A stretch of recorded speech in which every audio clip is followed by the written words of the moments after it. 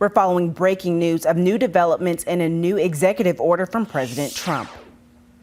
The order is expected to have wide-sweeping implications for those who rely on federal grants and loans. However, minutes before it was to go into effect, a federal judge temporarily blocked it. While the funding freeze remains in limbo, WBKO's Adam Ferguson spoke with officials to try to get a clearer picture of how this executive order could affect South Central Kentucky, should it go into effect. On Monday, January 28th, President Donald Trump signed an executive order pausing federal grants and loans, which is scheduled to take effect today. The wordage of the executive order sparked a wave of confusion and panic among those who rely on money from the federal government. At the local level, educational organizations such as WKU shared their thoughts on the freeze. I think it makes a lot of people feel very, very uncertain about what the future holds for their programs. This is not a promise that in 2 weeks all of this money will reappear. It's we're going to start reviewing it.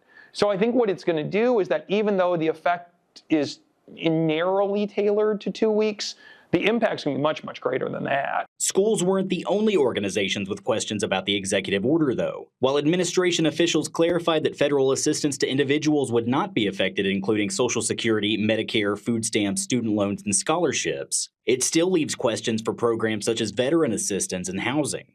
Ralph Abraham, a military veteran who served for 20 years, spoke with WBKO, saying he's been on the phone all day trying to get clear answers on what veteran benefits will be affected by the executive action. Nobody knows what's going to happen.